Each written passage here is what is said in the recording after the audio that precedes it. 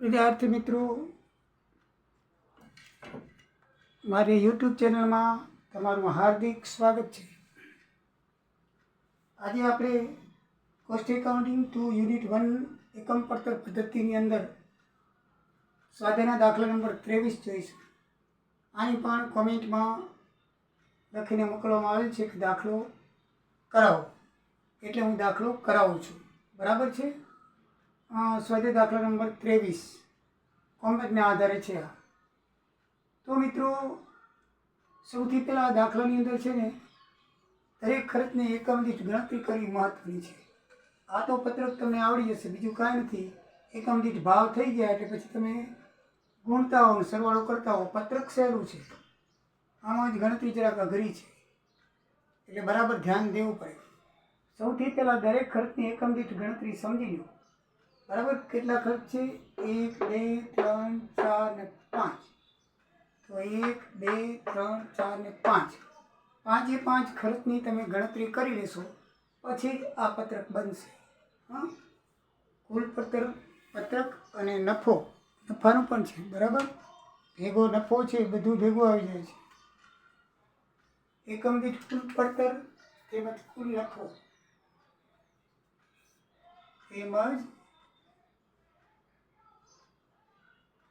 કુલ નફો દર્શાવતું પત્રક. કુલ નફો પણ દર્શાવે છે. બરાબર છે, એકમ દીઠ અને કુલ નફો. તો મિત્રો, આપણે જોઈએ તો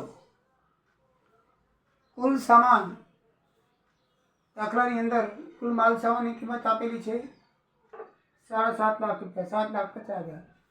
કુલ મજૂરી આપેલી છે 4,20,000. અને કુલ કારખાના શિરોપરી ખર્ચ, કારખાના શિરોપરી ખર્ચ આપેલું છે 1,80,000. તો મિત્રો, એને કુલ એકમો વડે ભાગી નાખીએ. અકામના એકમો છે 50,000 ઉપર લખે, બકામના એકમો છે 1 લાખ. એટલે બધાને 1.5 લાખે ભાગી નાખી એટલે દરેકની સરખા ભાવે ગણતરી આવી જાય. આમાં સૌથી પહેલાં દરેકની સરખા ભાવે ગણતરી કરવી પડશે કે ભાઈ આ એકમમાં માલ સામાનમાં દરેકનો ખર્ચ કેટલો છે, કુલ મજૂરીમાં કેટલો છે અને કુલ શિરોપરી ખર્ચમાં કેટલો છે. તો બધી રકમને ટોટલ 150 એકમો વડે ભાગીએ એટલે દરેકનો ખર્ચ આવી જાય. તો 7,75,000 ભાગ્યા 1.5 લાખ એટલે 5 રૂપિયા. દરેકનો 5 રૂપિયા માલ સામાન ખર્ચ છે. મજૂરી રાખી છે 4,20,000 ભાગ્યા 1.5 લાખ એટલે મજૂરી આવી કુલ દરેક એકમ દીઠ 2.8 રૂપિયા.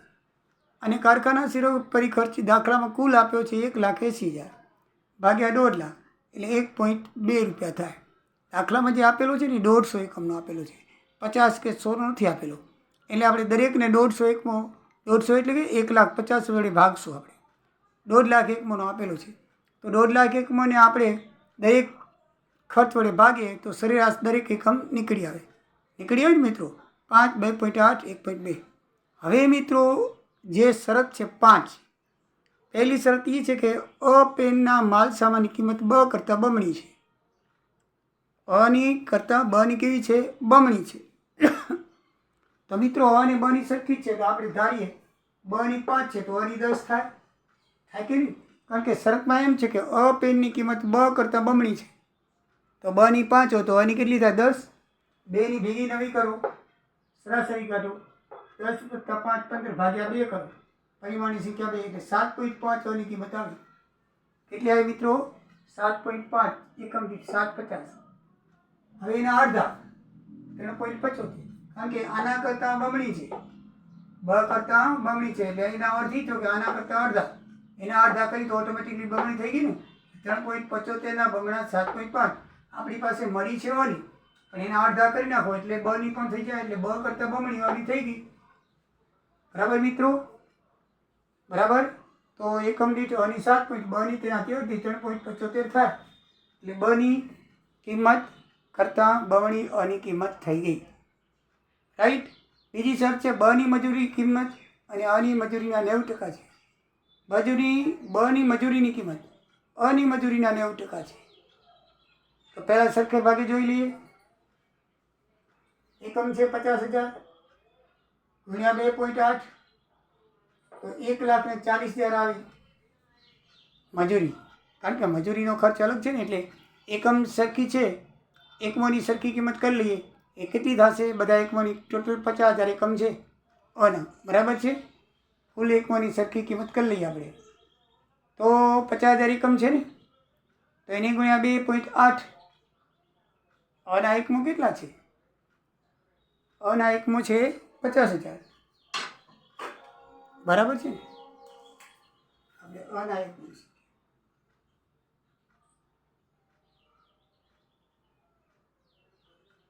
અના એકમોની સરખી કિંમત કેટલી આવશે?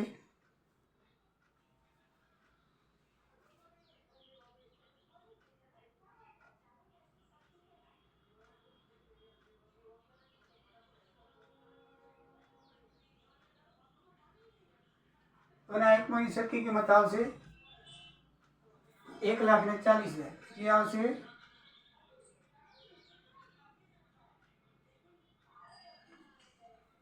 1,40,000 આવી. ત્યારે દાખલામાં આપી છે 4,20,000. તો 4,20,000 ને 1,40,000 ભાગી નાખો એટલે અની 3 આવે. અની મજૂરી કેટલી આવે? 3. તો અહીં લખ્યા 3.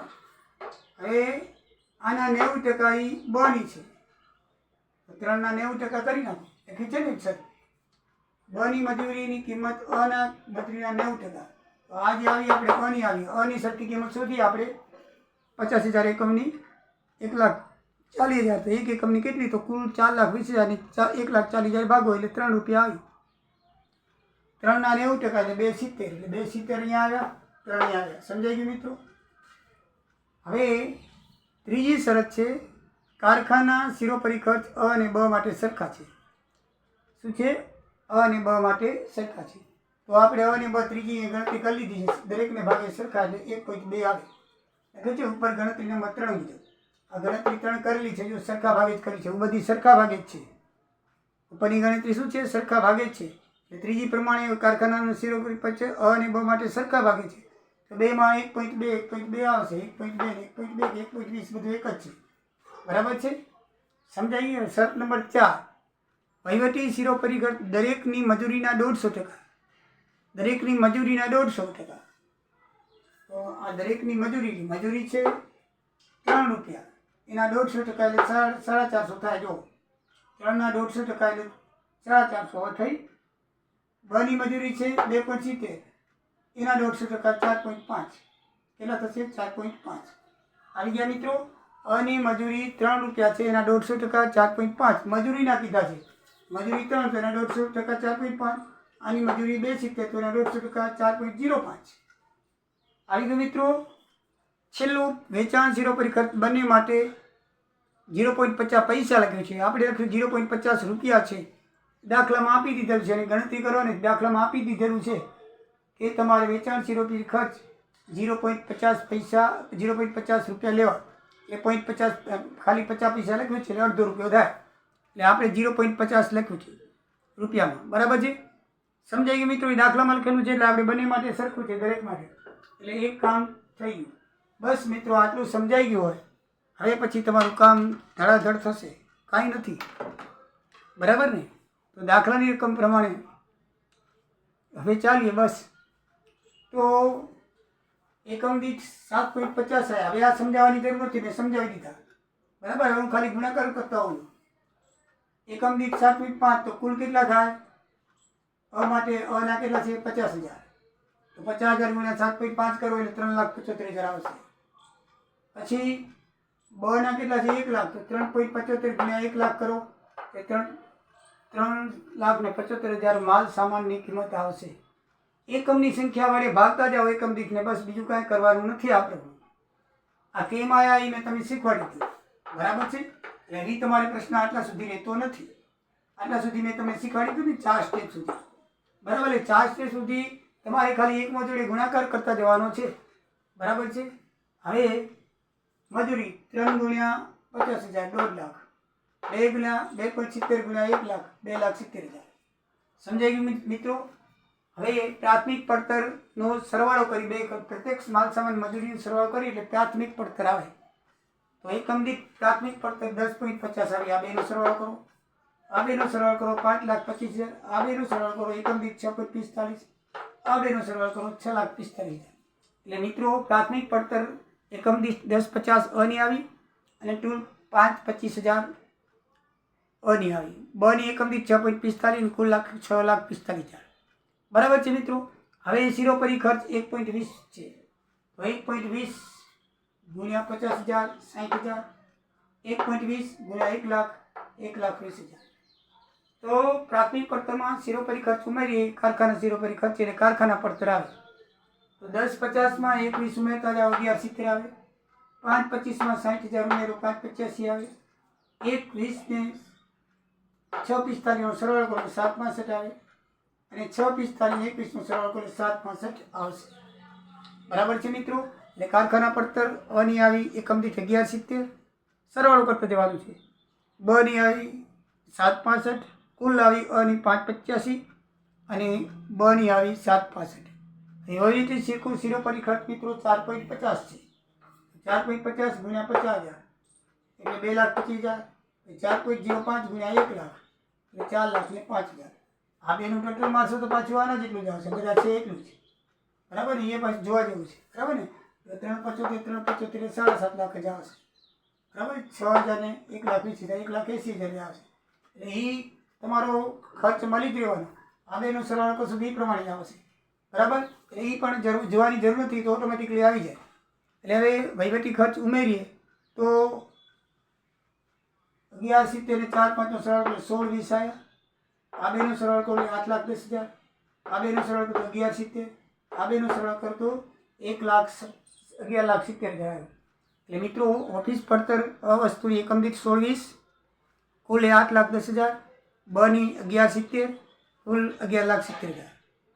વેચાણ શિરોપરી ખર્ચ બરાબર છે. વેચાણ શિરોપરી ખર્ચ દાખલામાં આપી દીધેલું છે કે ₹1.5 લેવાનો તો બસ આપણે ₹1.5 લઈએ છીએ. ₹1.5 ગુણ્યા 50,000 એટલે 25,000 આવે. ₹1.5 ગુણ્યા 1 લાખ એટલે 50,000 આવે. બરાબર છે. એટલે એ તમે શિરોપરી ખર્ચ ઉમેરો 8,10,000 પછી 8.35 આવે અને આ બેનું ટોટલ મારો 16.70 આવશે અને આ બેનું ટોટલ મારો 12.20 આવશે અને 50,000 ઉમેરો એટલે 12,20,000 આવશે. બરાબર છે. એટલે તમારી વેચાણ પડતર છે એ અની આવી 16.70 એકમ દીઠ અને બની આવી 12.20. બરાબર મિત્રો. દાખલામાં જોઈ લો એ જ આવે છે. અને કુલ પડતર 8,35,000 12,20,000. હવે મિત્રો દાખલાની અંદર સૂચના આપેલી છે કે અના વેચાણ અના છે ને એ કેટલા એકમાં વેચાણા છે. અના દરેકની જે દાખલાની સૂચના આપેલી છે એમાં એકના 50% અને એક સૂચના પ્રમાણે વેચાણની છે. ઉભા સૂચના જોઈ લો. એનું વેચાણ છે 50,000 એકમ. પણ 50,000 એકમમાં 70% વેચાણ થયું છે. કેટલું થયું છે? 70%. એટલે 50,000 70% કરો તો 35,000 આવે. બરાબર છે. અને બાકીના 35 એટલે 15,000 આખરનો સ્ટોક. આખરનો સ્ટોક કેવી રીતે શોધે છે જોઈ લો. એમાં દાખલામાં સૂચના લખેલી છે કે વેચાણ છે અનું એ 70% છે. અના એકમ છે 50,000 એટલે વેચાણમાં 70% એટલે 35,000 આવે અને આખરના સ્ટોકમાં 15,000 આવે. બરાબર છે. થઈ ગયા 50,000. બનું વેચાણ છે 80%. તો બનું વેચાણ છે 80%. તો 1,00,000ના 80%. 80% એટલે 80,000. બાકીનો 20,000 આખરનો સ્ટોક હતો. સમજાઈ ગયું મિત્રો. આખરનો સ્ટોક કેવી રીતે મળ્યો એ તમે સમજી લો. આપણે વેચાણ કર્યું છે. દાખલાની અંદર આપી દીધેલું છે કે 50,000માંથી 70% વેચાણ છે. 15% એમને એમ પડ્યા રહ્યા. 20 બરાબર છે. અને 30% એમને એમ પડ્યા રહ્યા. અને 80% વેચાણું છે. 20% એમને એમ પડ્યા રહ્યા. તો આ જે છે 50,000ના 70% 35,000 થાય તો બાકીના 15,000 આખા સ્ટોક રહ્યો વેચાણો નથી. આના 80% એટલે 80,000 થાય. બાકીના 20,000 વેચાણા નથી એટલે આખરનો સ્ટોક. એની કિંમત હવે આ ભાવ કેટલી થાય તો મિત્રો 16.70 ગુણ્યા 15,000 એટલે 2,50,500 આવશે. અને 12.20 ગુણ્યા 20,000 એટલે 2,44,000 આવશે. બરાબર ને? કિંમત એ છે. પડતર કિંમત કઈ છે? એક એકમની 1670 ને ઉપર લખી છે 22.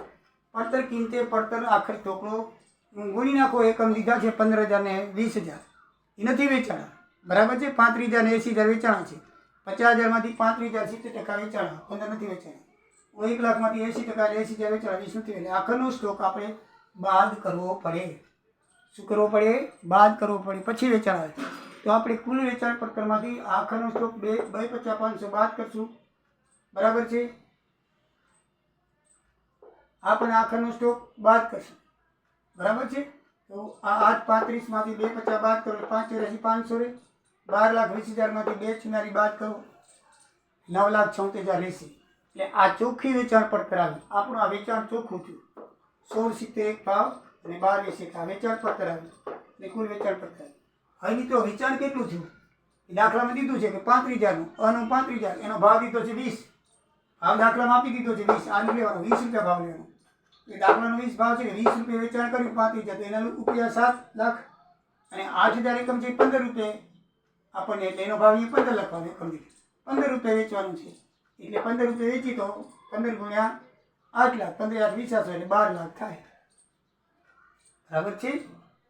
અને આ ઉપજ્યા આપણને 7 લાખ રૂપિયા એના, અને આ ઉપજ્યા 12 લાખ. હવે વેચાણ પડતર બાદ કરી નાખો. 7 લાખમાંથી 5,84,000 જાય. આપણે ફરીતું આટલામાં, વેચાણ આટલામાં, 1,15,500 નફો થયો. અહીંયા આપણે વેચાણ 12 લાખમાં, ફરીતું આટલામાં 9,76માં, એની બાદ બાકી કરો, 2,24,000 નફો થયો કહેવાય. એ રીતે આ નફો આમાંથી આવજો. વેચાણ નફો છે, આ પડતર નફો છે, આ બેમાંથી આ બાદ કરો એટલે 33 એકમ દીઠ નફો આવ્યો કહેવાય. આ 15 માંથી 22 બાદ કરો, 2 અને 80 એકમ દીઠ નફો કહેવાય. બરાબર ને? આ પડતર નફાનું પડતર નફો છે. એટલે વેચાણ આ રીતે આપણે પડી 22માં એક એકમ પર, વેચાણો 15માં, અહીંયા પડ્યો 1670 પર, વેચાણો 20માં, 33 નફો એકમ દીઠ કહેવાય. કુલ નફો 1,15,500 કહેવાય. 2 ની અંદર 2.80 એકમ દીઠ નફો કહેવાય અને કુલ નફો 2,24,000 કહેવાય. તો મિત્રો આ રીતે તમારો દાખલો છો. દાખલામાં એકમની ગણતરી કરવાની જરાક સમજવું પડે. બાકી એકમની ગણતરી થયા પછી તો ખાલી એકમાં વડે ગુણતા હો, લખતા હો, એકમાં વડે ગુણતા હો, લખતા હો, આખરનો સ્ટોક બાદ કરી દો, નફો તમારો આવી જાય. સમજાણું મિત્રો? ના સમજાવું હોય તો ફરીથી મને કોમેન્ટ કરજો, સમજાવી દઈશ. બરાબર? જય દ્વારિકાધીશ, જય સિયારામ, આવજો.